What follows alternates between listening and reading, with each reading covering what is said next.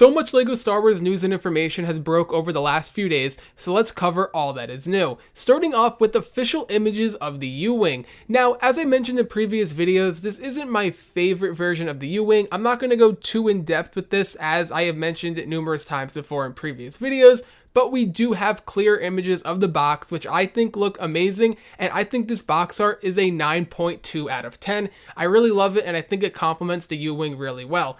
Now, I still think the 2016 model is the best U-Wing, and I think a U-Wing in that scale complements the ship itself the best, but the minifigs here I do think are better, especially Dedra. This Dedra minifig looks fantastic. I love the hairpiece with the hat, and the ISB Tactical Agent is a great addition as well. Obviously, Andor and K2SO are great minifigs as well. Nothing more needs to be said. I think this is a perfect minifig selection, and I think they did a really great job with them. But obviously, when you downscale sets, you have to sacrifice detail and appearance, and that's what happens here. I think the engines do look goofy, while in the 2016 one, I think they looked really good. So it's a bit of a give and take situation, as we've seen with previous sets, like the ARC 170 most recently.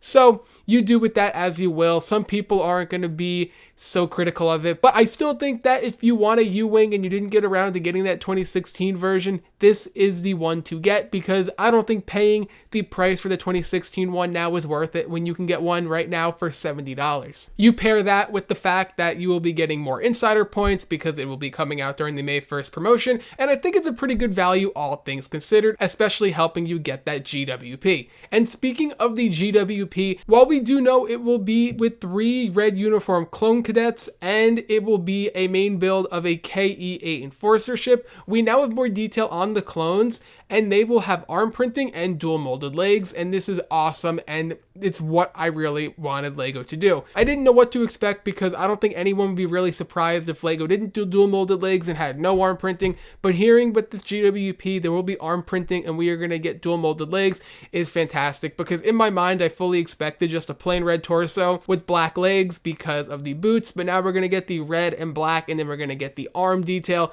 which this just makes this promo even more highly anticipated than it already is. So the May promotion is even better than I already thought. I just can't wait to see what this will look like. Now, like I did mention in a previous video, once again, the UT-AT might not actually be a UT-AT, and no one's really coming to the defense of it actually being a UT-AT, which is having a lot of people now skeptical of the UT-AT not even existing. But we are still expecting to have Bacara and Galactic Marines in this set, and maybe Ki-Adi-Mundi should still be in the set, but what can it be? And I've been hearing a lot of noise about if it's not a UT-AT, this might be the bridge from the scene, and if that's the case, I think that is just wild.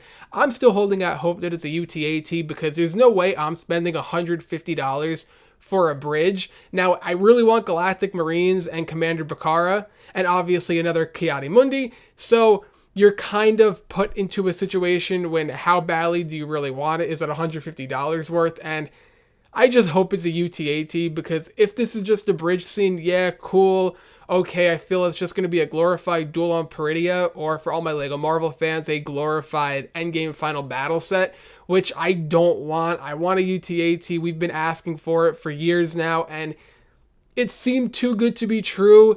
And then there was a small period of time when it was like, oh, it's actually happening. And now, once again, it seems almost too good to be true, because no one knows what this exactly is. But I hope it's just one big hiccup or little scare on our way to the August wave, and it turns out to actually be a UT-AT, because if it's not, I'm going to be highly disappointed. And finally, we do have more images for the Jango Fett UCS Slave 1, and I'm going to be careful here, and I'm not going to show any of these images, but you can easily find them online, and we have a look at the sticker sheet and even more angles of the ship, and it looks beautiful. The instruction manual even shows a little bit more with the cockpit, and we see Jango with his hairpiece and no helmet on, which it looks beautiful. I'm super excited for this. And you even have a feature to drop the seismic charge that we see in episode 2, and it makes that beautiful sound, one of the most satisfying sounds in all of Star Wars. So that's super exciting, even though me personally, I'm gonna have it on the stand and on a shelf on display, so